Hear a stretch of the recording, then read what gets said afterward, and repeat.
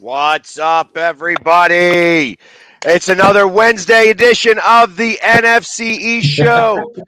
And we're here on Facebook, Twitter, Twitch, Zodiac TV, and the Northeast Streaming Sports Network.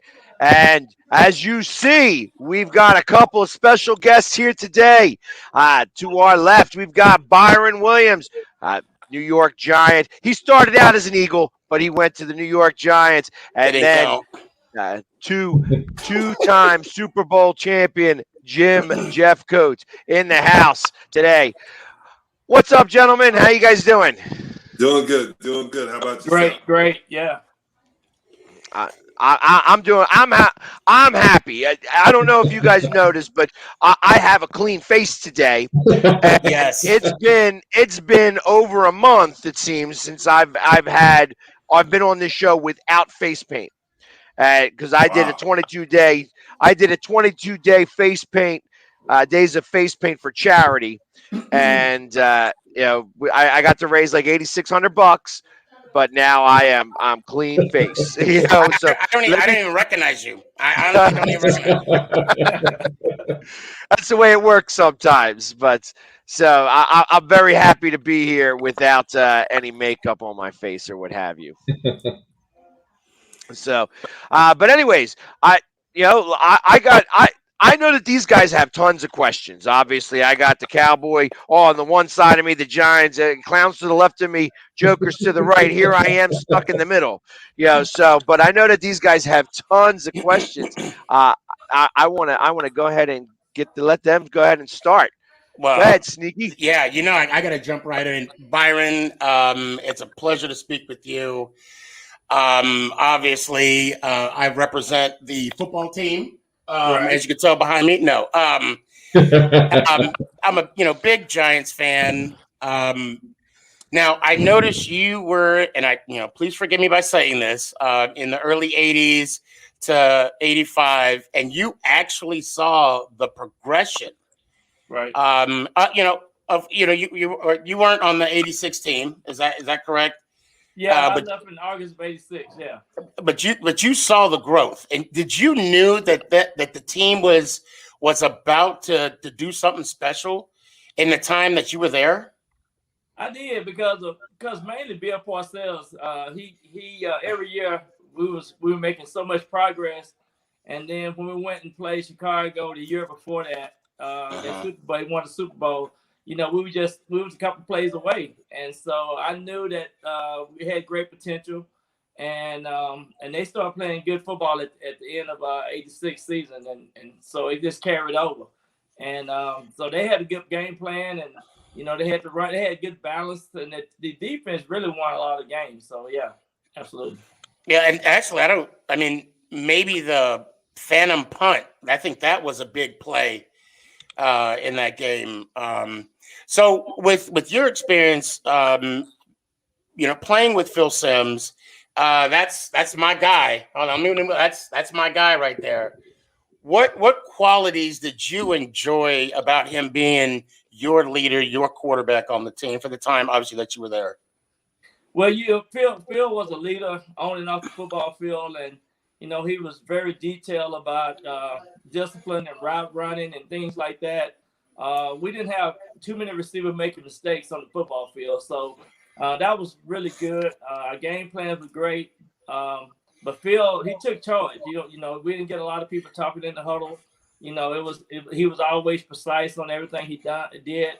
So he was just a good leader, and him and Bill Parcells became really close during that time frame, and it really put us on the course of winning, and we knew exactly, every receiver on that particular team had specific details that they had to do. Some guys block better, some run shorter routes, some run deep routes. So it was a team effort. We didn't have a Pro Bowl receiver. All of us did certain things good. So it was really good on how we got everything formatted. And then, of course, the tight end with Mark and then Lionel making some good plays. And then the team just took off from there. And okay, fine. I know I got to get True Blue in here too, but I got to ask this: playing against the Big Blue Wrecking Crew, or not practicing against those guys day in and day out. Now, obviously, that was a different NFL back then than it was today. I think you guys probably had 4 days. No, I'm kidding. We had all day. Yeah, exactly. Right. So practicing against, Leonard Marshall, Lawrence Taylor, Eric Carson, and then going on the field. Wasn't it advantage? Like, oh, this is all you got today? I mean, just give me that mindset.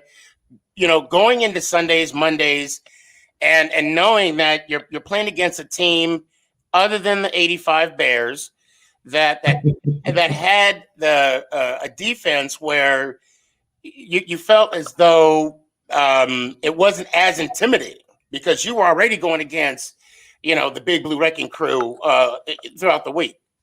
Absolutely. When we ran our scout plays against for the defense, they prepared us and they got us ready. And it's just like iron sharpening iron, and that's kind of what way our practice was. And back then, Terry Kennard and those guys, Perry Williams, all those guys would hit you too if you make mistakes. So it was one of those.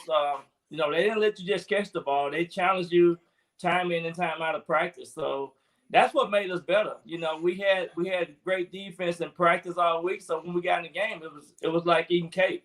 So it was really that good to have that kind of defense to go against throughout the week. True Blue.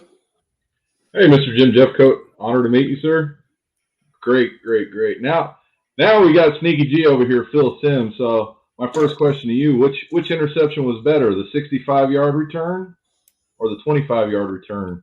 Or TV? Good. But, me and Phil got an up-close relationship. Was it the 5 sacks in the one game? Redskins, I can't say that. Washington football. I gotta make sure I'm politically correct.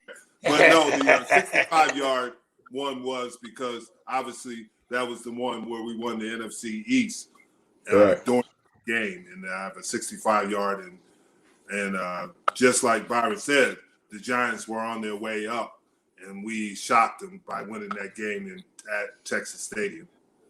Yep. Yeah, that was awesome. And that was during the Landry days.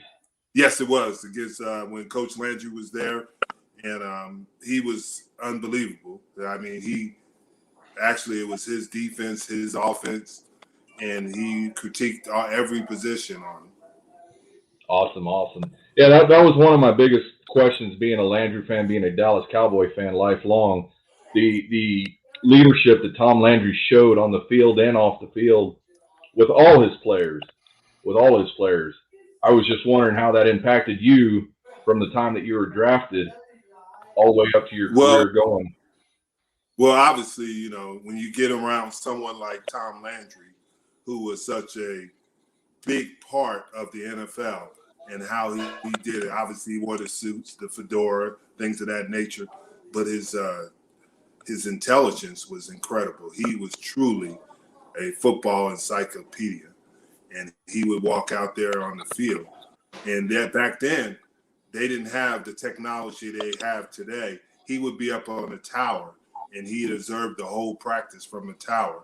And he had this big horn, and he'd call your name out if you made a mistake and everything. So he'd like, shoot, how could he see me all the way up there? He was in position. It was incredible what he could do, and his knowledge of the game was incredible. Obviously, he did play for the Giants, and he knew, and him and Lombardi also coached for the Giants at the same time. He was the defensive coordinator, and Vince Lombardi was the offensive coordinator. So they learned the game as a player and as a coach, which was pretty fascinating when you were around him. Just his knowledge of how to play defense, how to play offense. Awesome. Yeah, that sounds just as Mr. Williams was alluding to, Bill Parcells coaching.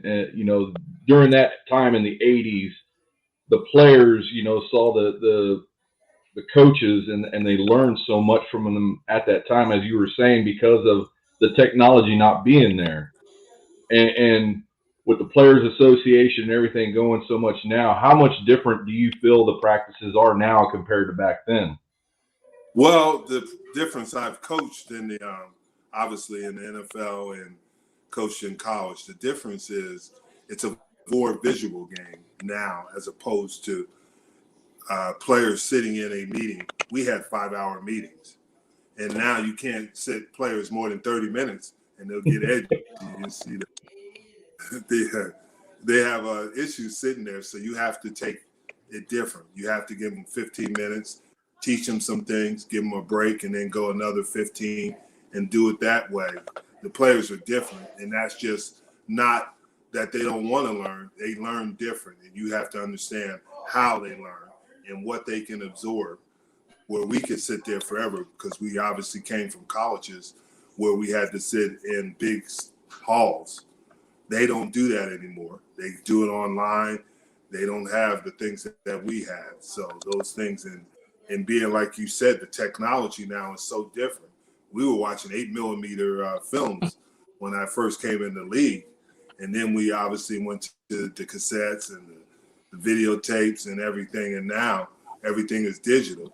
So it's a totally different atmosphere on how you teach. And you have to learn how to teach players in this time. Awesome. So my question for the both of you, since the dawn of free agency, players have come and go, and I feel that since that time, that the rivalries have really kind of changed the dynamic. Back in the 80s when you both played, I mean, we're talking about the defenses for really all 4 teams in the NFCs, really all 5, because Arizona, or I guess whatever it was St. Louis maybe at the time, the Cardinals were in the mix there. But really, I mean, all 4 teams like that. We had the gangrene defense. You guys, were a great defense at Dallas. Obviously, you had to play against Lawrence Taylor, like in practice and stuff like that. I mean, first off, my first question is, Byron, did he ever hit you?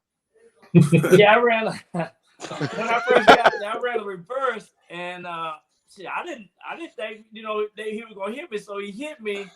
And then about five plays later, they said we're gonna run this again. So I turned the jets on, and then he said, "Damn, I didn't know you could run like that." I said, "Shit, I didn't know you." I said, "I wasn't gonna get hit by you no more." So, but yeah, one thing about Lawrence, everybody knew this. He did whatever he wanted to do in practice, and nobody would say anything to him. So you learn that real fast. It was his team, and it was his way of doing things, and he didn't have to go in there and learn the plays. He just played, the way he, played like he just came natural to him. So then nobody talk no trash to him or nothing. So you just know how to what was expected of you. But I ran that reverse, man. I had to turn it. I had to turn that 4-2 on when that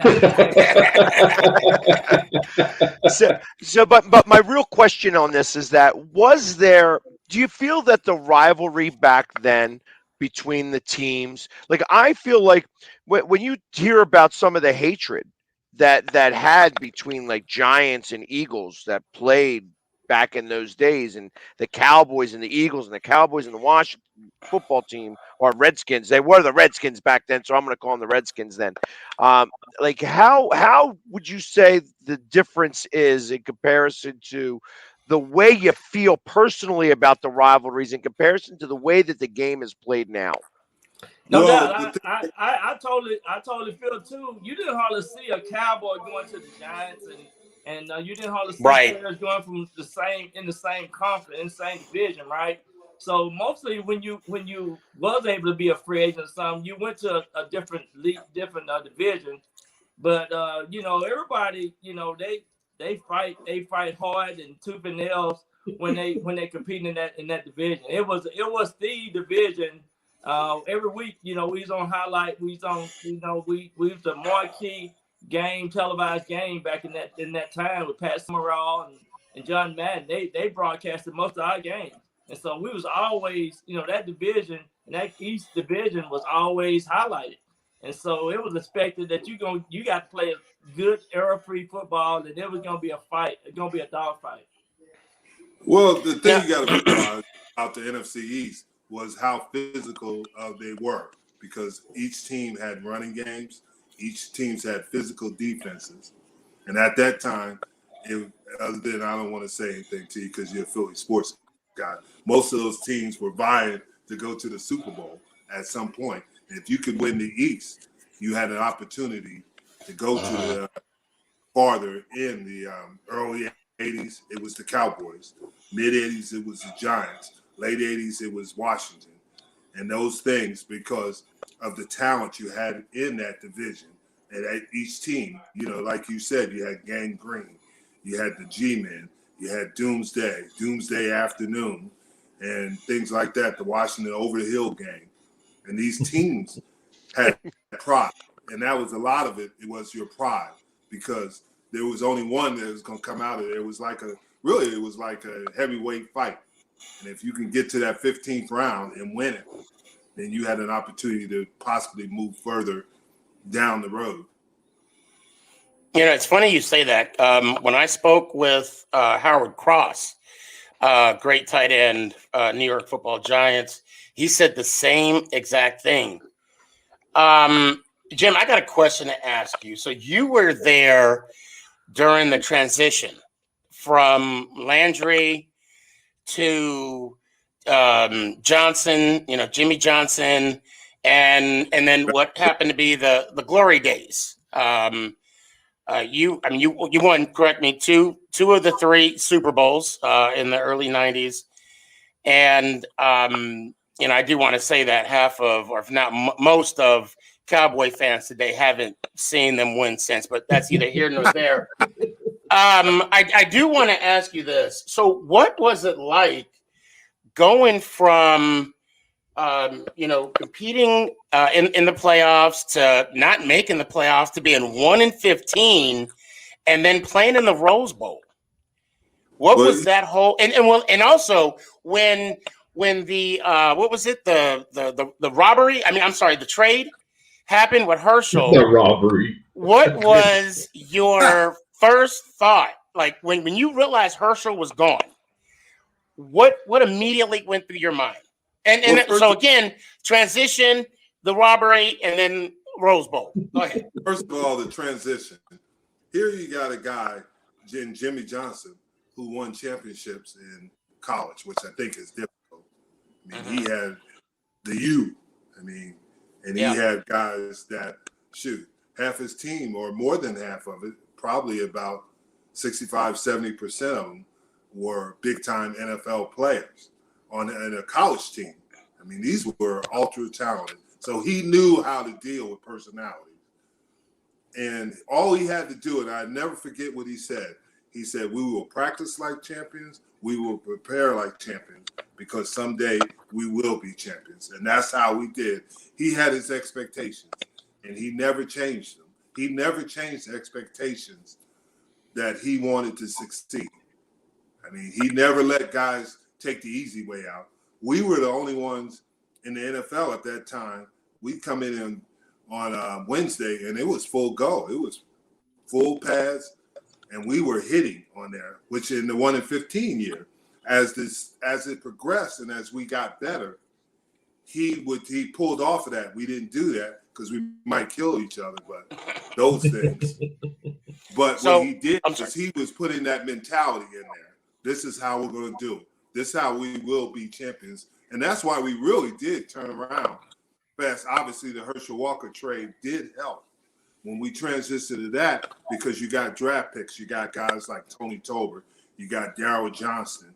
You had guys, you had made trades that you got Steve Walsh, and then you made other trades. You got Emmitt Smith, Darren Woodson, guys like that, Mark Stepnowski, who all were players that helped us get to the Super Bowls. And Jimmy had a plan, and he executed the plan perfectly. Now, the thing you got to realize is it probably wouldn't have worked, the Herschel Walker trade, probably wouldn't have been effective in this day and time because of all the things that go on with free agency. But at that time, it was a great trade for us because it helped us get some key components to help us win Super Bowls. Now, in the day of the Rose Bowl, yes. What was, I want to know the mindset. I mean, did you guys because you guys just played a tough 49er team. Many, even myself said that was the Super Bowl. Yes, I was rooting for the Niners. I did not want you guys even smelling the Super Bowl. I'm going to, I'll come clean. It was a tough Niner team. You beat them at home. No one expected y'all to win. Now you're playing in an experienced Buffalo team that had something to prove because they lost the 2 previous Super Bowls, 3-time AFC champions.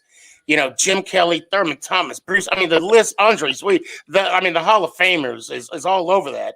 What was the mindset on that day? And again, you're playing in the granddaddy of them all, the Rose Bowl. What was your and I don't want you to speak for the team. What was your thought process of that day? And waking up, even if you got any sleep, what was your mindset? Well, the thing you got to realize is how this team was built. We feared no one. We feared no teams, and that's how Jimmy had prepared this team. When we walked out there, we expected to win. And when you said the night before, we were ready in there. We were in LA and we were with the stars, and we felt we were the stars because obviously when you go to a Super Bowl, you're the only game in town at that time. So we felt when we walked on the field, we were going to show everybody why we were here and what we could do. So the night before, you just sit there and just get ready mentally. What's interesting about that week is we probably had our best practices of the year, which is unusual at the end of the year, but we were ready. We had prepared ourselves to win a championship. We had prepared ourselves mentally and physically. When we walked out there, if you remember, Tasker had blocked a punt. And they actually were in a great position. And then Norton makes the great play down on the goal line. They were moving the ball. And they were running the K-gun offense, which is basically no huddle, and Jim called the plays. But we were different. We were there because we rotated D linemen, and we had 8 deep, and we were going to come after you. They weren't used to that kind of depth that we had at that time.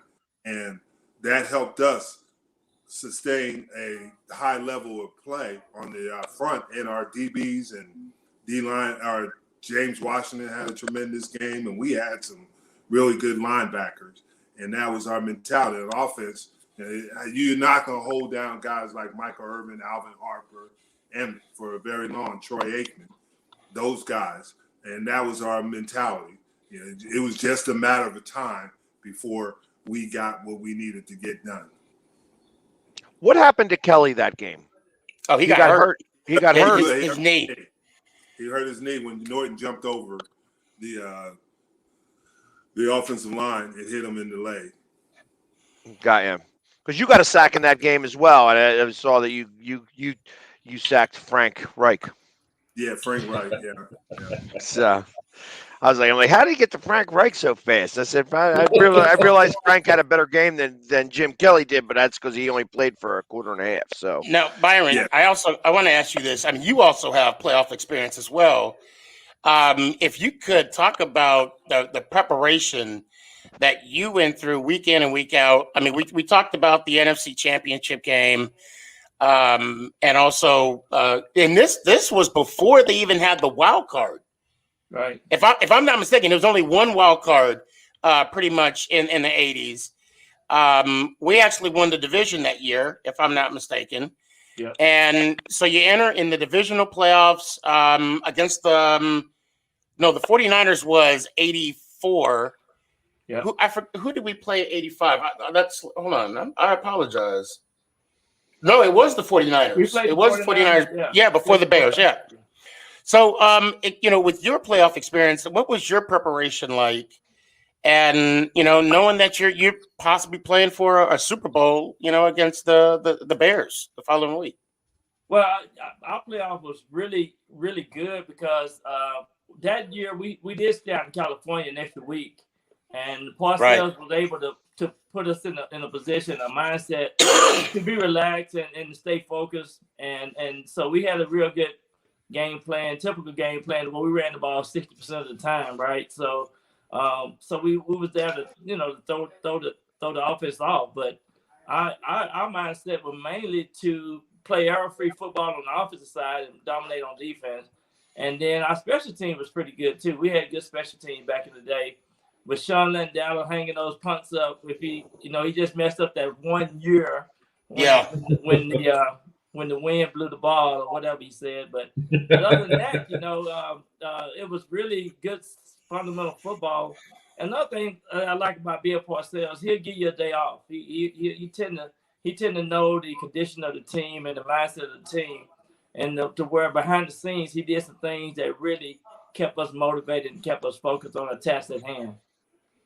And I do want to ask one question about Jeff Hostetler. We only saw him shine, obviously, in 1990 when Phil went down against Buffalo. Right. Is the story true? Because there was I remember watching an interview with him, and I guess Bill Parcells was trying to test him, see what kind of character he was, and he let the defense loose. Lawrence Taylor got him one time. Yeah. A good time. Is that story true? And what can you tell me about Hostetler before his success later in the NFL? Well, one thing, I think he had a great relationship with Bill Parcells. Hostetler came in as a rookie, and he played special teams, and he was a backup quarterback. So he did things that showed his toughness. He was real toughness.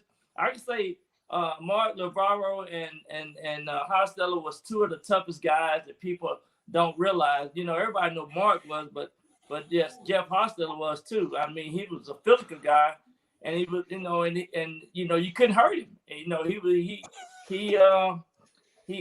went out. I've seen him go down on kickoff teams and make tackles. So, he was that type of player. And he came in and played tight end a couple of times in practice, simulated some other teams. So he was called to duty. So whatever they asked him to do, he did. And when he got a chance to become quarterback, he was just a proven guy. He was just one of those guys that came in from Virginia that was hard and that was, just a great athlete. He could do it all. So it didn't surprise you that once he got his opportunity, the type of level of success he had, that was no surprise to you. Absolutely. He was that type of player.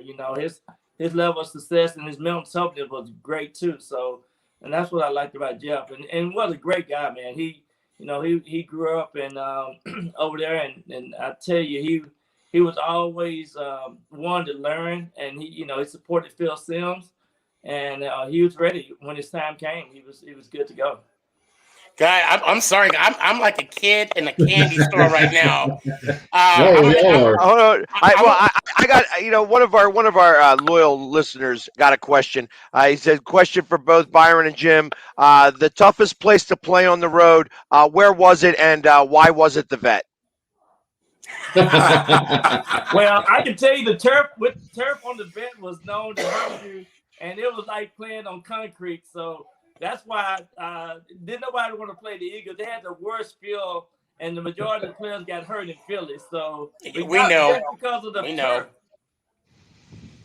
Well, being from Jersey and not that far from the Vet, I'd say that was the toughest place. First of all, you got to deal with obviously the turf and the Eagles, but also the fans. Shoot, you might get in a brawl with the fans out in Philly. And Jim, I don't mean to cut you off. I mean, you get in a fight with the fans, and then next you know, you go downstairs in front of the judge in the stadium and get 10 to 20 and don't even know. Yeah, that's right. When I was a kid, I used to go over there and go to the roller derbies. And, the Philadelphia Storm or whatever, Stars or whatever they were. And I remember 747 rolling around there. I swore I saw her on the football field playing left tackle a couple times. But that was the thing. Philly was a difficult place to play because of the atmosphere of it. You know, they didn't have to be winners. They could be winning or losing. The fans were going to go out to shoot. They tried to throw ice water on Jimmy Johnson in the middle of the winter. So they throw batteries at you. They beat I remember the batteries, the snowballs with the batteries in them. I remember that. They do have the worst fans, no doubt. Their fans are unique in their own way. Okay, and, go ahead. I'm sorry. Go ahead. No, I was just saying that. And Washington had the regular field. You know, at one end of the stadium, you know, just heard all this rattling noise all the time. But it was such great memories with the NFC East, man. I'll say Philly first and the Redskins second. Well, and that's the question I want to ask is, obviously I loathe the Dallas Cowboys. You know, one thing I'll never forget, in 1993, we had a very similar record. We had to beat you guys at home to get home field advantage. I don't know. You guys cheated and won. I don't know. That's how I remember it. I don't know. Ref missed the call, whatever. But anyway, we lost 13-16. Yeah, exactly. Oh, and see, and the thing is about haters. My hate is real. At least I don't deny it. You know. Did you not go through this every week with him? Every week. But see, the thing is, I love True Blue. True Blue is a real one. So with you guys, Cowboy Blue, when you talk about True Blue? No. I mean True Blue. What Blue? Everybody got somebody wrong with them. At least one thing, but True Blue is a good guy at least. So in the division, and I'm including the Arizona / Phoenix Cardinals. Obviously, my rival is the Dallas Cowboys. Who, when you guys played in the division, who was your rival? For me, it was the Cowboys because I grew up here in Texas. Thank you. I grew up in Texas, so I wanted to always beat the Cowboys. Oh, that's right. Texas. Everybody was watching, and when you come back home, they're going to say, well, y'all kicked the Cowboys' ass twice in '84. So they hadn't done that in 21 years, 23 years. So it was always good to come home and be a part of the Giants kicking the Cowboys' butt down here in Texas. I had so much success against the Giants, you know. That's right. My rivals were more the Redskins, Washington. Really? Yep. Back in the 80s. My rivals, because I only grew up 35 minutes away from, at that time, it was the Meadowlands. So I grew up, watching the Giants being unsuccessful over those years. And but we were successful. Let's throw that in there. I felt sorry for him. And the Eagles have been beating them like they're our little brother for years. So the good thing about Jeff and I grew up being a Cowboy fan. He grew up being a Giant fan. Yes. And that's why that J&B talking show is gonna be awesome. We flipped the script. Yeah. And we're going to talk about, you know what? Obviously, the Dallas Cowboys and the Little Giants, We're going to talk about both. Well, you know what? And let me bring that up. I'm sorry, I don't mean to cut you off, but let me bring that up really fast. These two guys are going to be getting together and doing a show called the J&B Talking Shop, and it starts on September 1st. And they're going to be part of the Northeast Streaming Sports Network. It's going to be awesome to have you guys out there. I can only imagine. So I thought I saw that you were coaching Dallas in the XFL, Jim. Yes, is that going to be coming back or no? I haven't heard anything on it, and I'm going to be too busy with J&B to worry about that. This is going to be big time. We're going to take it national, then we're going to take it worldwide. We're going to take it global. So nice. I got too much things to do to worry about that. I've coached in the NFL, I've coached in the college ranks, and I coached in the AF and in the XFL. So I had enough of my coaching. Coaching's done. Now it's time to do the, you're going up and putting the microphone on. So that's where everybody makes the big bucks. So because I figured out this over the years, when you're a coach, anything you do, everybody's going to criticize you. But when you're on radio, you can criticize everybody. You become a genius. and Jim, you know what? You're always undefeated too. You're always undefeated. You got all the answers. Exactly. Well, one of the things that Jim and I are gonna do, we're gonna always win in overtime, so we're gonna take it to overtime. But and it's like I say, he's right. Monday morning quarterback. My Monday morning eyes are perfect. You know what I mean? I would have did this and then I would have done this and I would have done this. It's always better doing it from Monday morning. And I tell you, it's a lot less painful than what those guys are. I got to imagine that you guys were hurting. Come Monday and Tuesday. Like it's like, how long did it take for your body to really recover? After 3 days, sometimes 2 weeks. Right.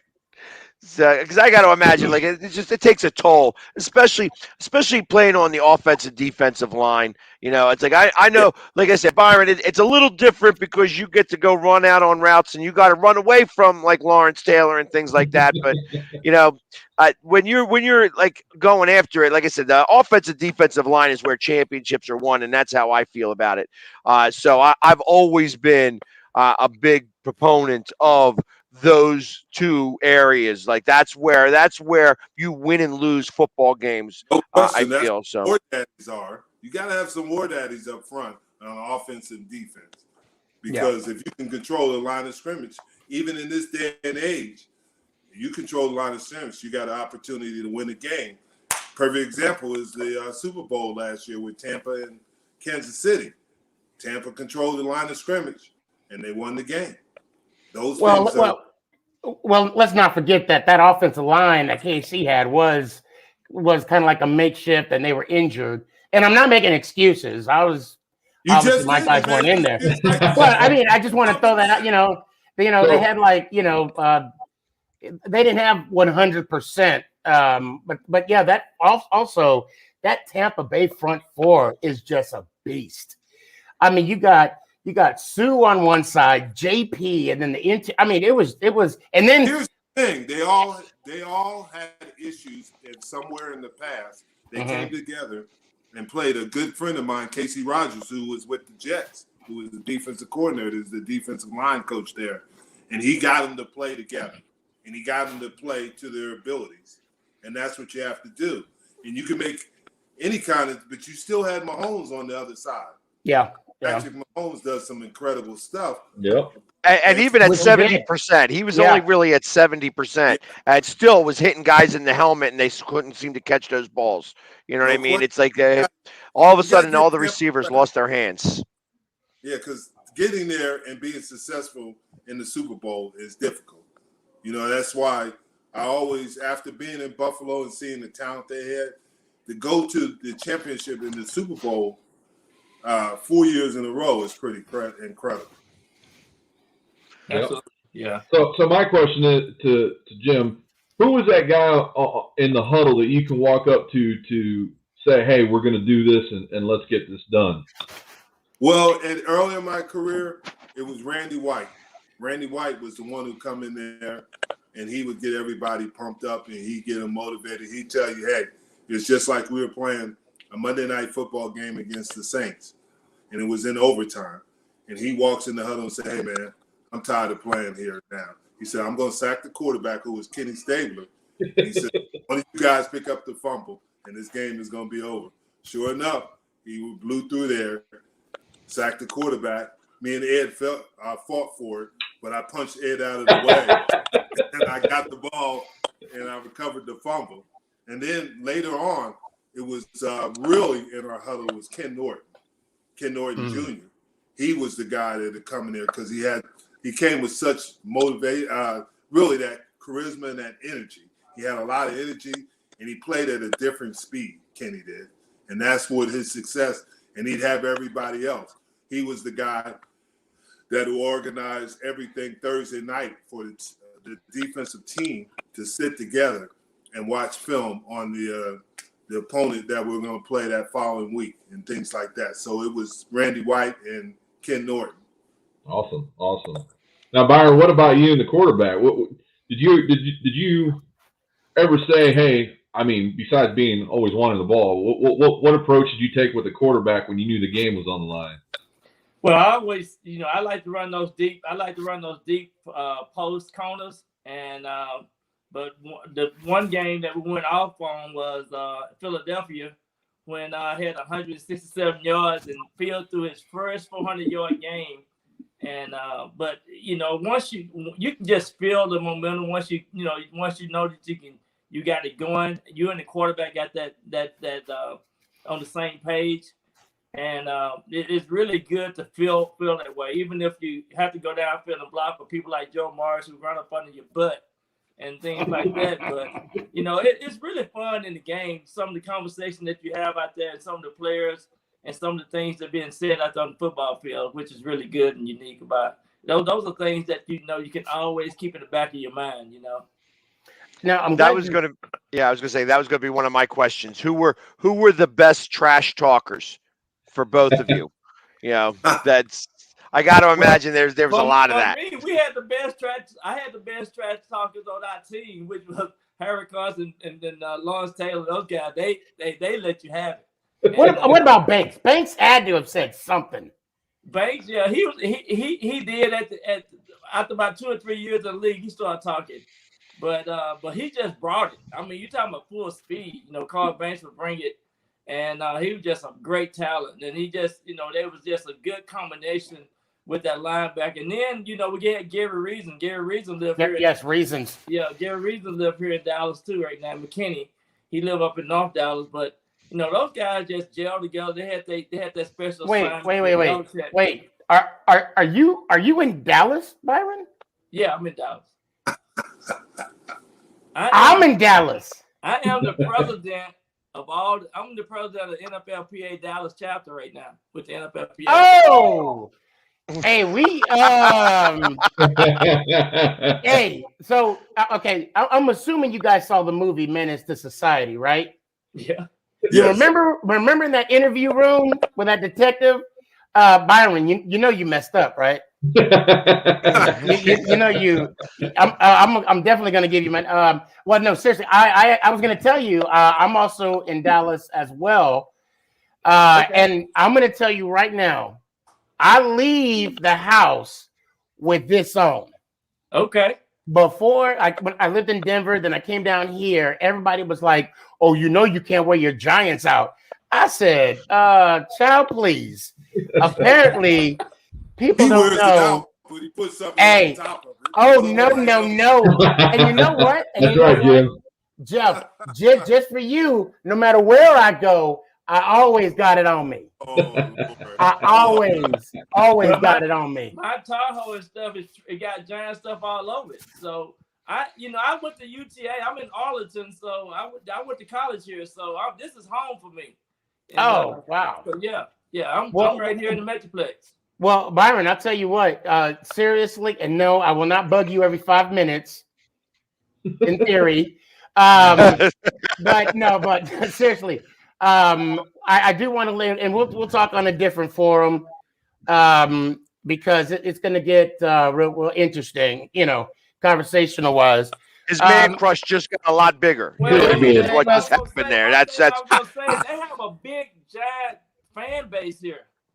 Yes, there is. Yeah, yes, there is. So they have already contacted me on several occasions. We got George Adams. We got quite a few giant players that live here. In the Metroplex. But I want to ask you one question about the Bill Parcells offense. Now, today's offense, there's a lot of, as for a wide receiver, there's a lot of option routes for a cover 2, man, zone type. Did Parcells have that? Or if it was a fade, it was a fade. If it was a seam, you stayed that seam. Explain to me, if you can, I mean, it's not G14 classified anymore, right. But what was Parcells' passing offense like? Well, mainly if we saw a blitz or something like that, we had a fade. But mainly we stayed on our routes. because what we did, we let the tight end do the option routes. So it was built into our system back in the day, to where we mostly stayed on our routes, and then the tight end would probably get open on the majority of our options on the blitz and things like that. So we ran like 82 semi where other people might have an option to break it to a fade or break it off. And back then we would mostly stay on our assignments. Gotcha. From what I see, it was like you'd have Parcells, like one would have a fade, then wide receiver 2 would do a seam, and then you have like a short end with Bavaro. Exactly. Okay. Yeah. Now, Jim, are you in Dallas too? Yes, I'm in Frisco. Oh! No, I'm not giving my number. The only one that's out of the area. We could have did this live with all of you four, and then just me calling in. Hey, we are in the central located place to fly where we need to fly within 3 hours. So exactly. Jim, I'm gonna tell you right now. You can either give me your number. We could do this the easy way or the hard way. The choice is yours. That's all I got. That's all I got to say. The choice is yours. Hey, nothing but airing opportunity. Exactly. You're going to pick up your phone. You'd be like, oh, hell. So I'm going to use this as the best time to say, hey, I am running the Dallas trip on September 25th to 28th, and we were going to have a live show. But now it could be even a lot more fun being a live show like this. Now that I know everybody's in the same spot, it's going to be really interesting to kind of do that. True Blue, we can talk now. Me and you, True. He's 2 hours away. He's 2 now. Oh yeah, no. But seriously though, Philly Sports Guy we're going to be meeting up on the 26th, and then also for the Giants Cowboy game, same venue at the Copper Penny on September 9th. I'd love for you guys to come and join us for there as well for a live podcast. And then on the 8th of October, if you guys want to do an all-you-can-eat rib contest, I know a guy. I can get you in. I'm not going to eat 2 ribs, so. You know how them wide receivers are. They got to stay slim. Right. So going back to the trash talking, Jim, who was the trash talker that you love to hear on the field from our side? From our side, you hear from the Cowboys? Michael Irvin. But the best trash talker that people didn't realize was Isaiah Coke. He's not a big name, but Isaiah Coke he could trash talk with the best of them. He's from Alcorn State. He was from the Negro League down there in the Alcorn State. And he knew how to talk trash, and he was good at it. I mean, he called Mark McMillan, who used to play for the Eagles. He told him that he was a leprechaun and get back on the Lucky Charms.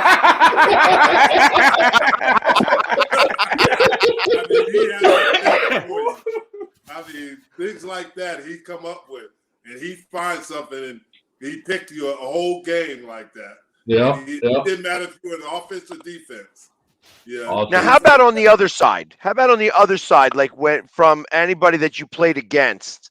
I mean, I got to imagine there were some times when you were going back and forth. I know that I always hear the stories when somebody was trying to talk trash to Reggie White, and Reggie White would just, blow them up afterwards. But like, who was some of the better trash talkers from opposing offenses?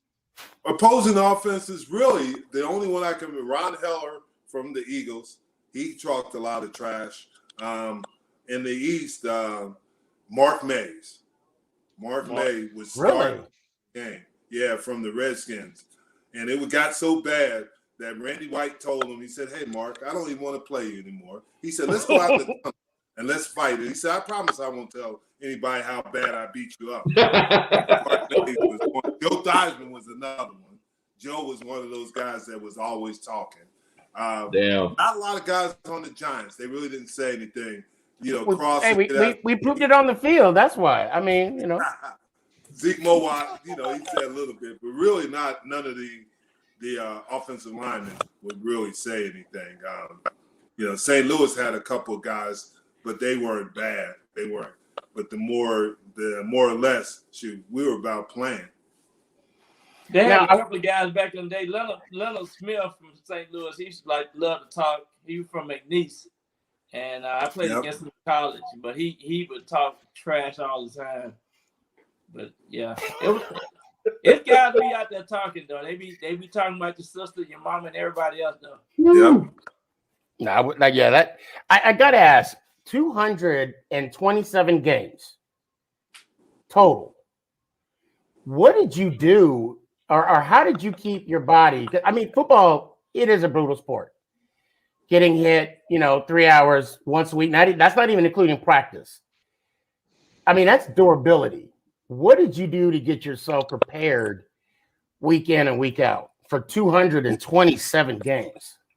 Well, to be honest with you, it's genetics. My mother is 87 years old in great shape and everything.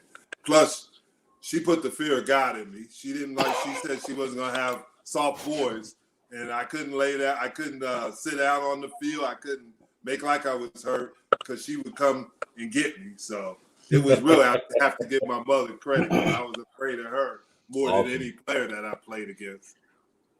And Byron, what did you do to get yourself ready? I mean, week in and week out, playing in the games that you were playing in. I mean, plus the practices with, LT Carsons and all the New York Giant greats.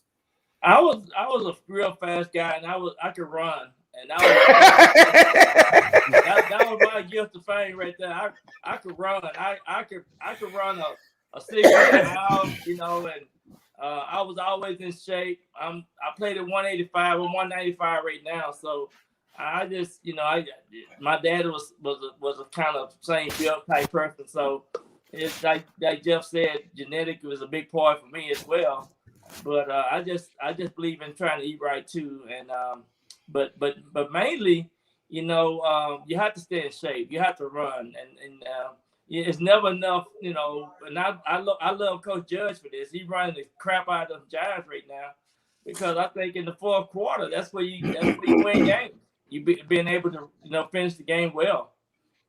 And I was about to bring that up. Now, if you notice, there were 4 players that they would sign within a week, they retired.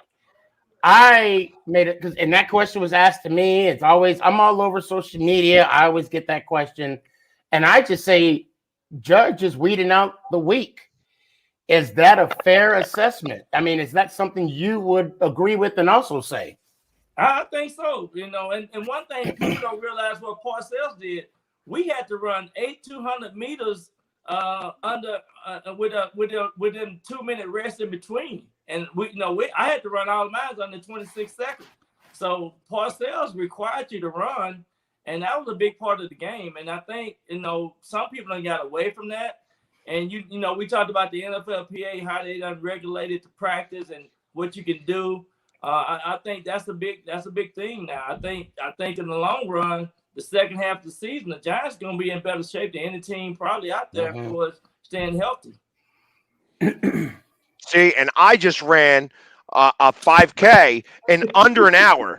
So I am super excited about that. I am probably some of the best shape of my life. Made sure I beat Howie Roseman and Ike Reese. So I was really excited about that.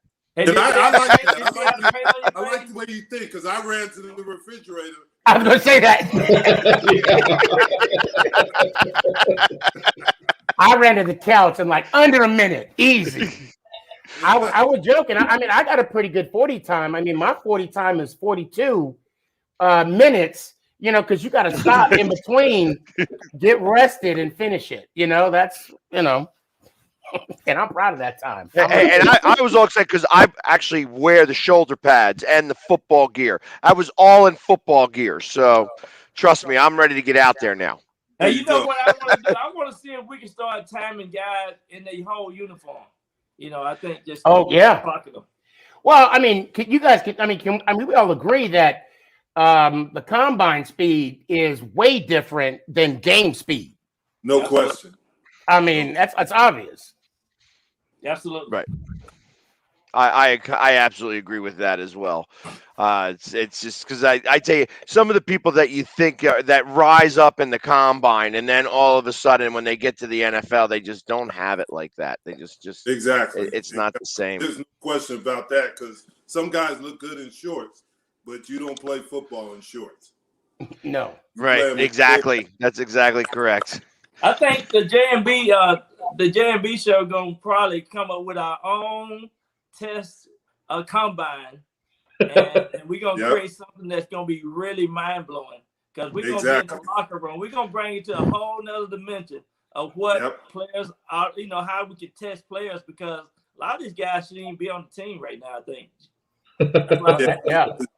Yeah, there's no question. It's a different era. There's just with every position you can see it. Could they have made it in the time that me and Byron played? The physicality has changed. Well, yeah, I mean, practicing here in Texas back in the day, 100-degree days, 8 hours out there, compared to now being here at the Star and things like that. Yeah. You're right. Yeah, exactly.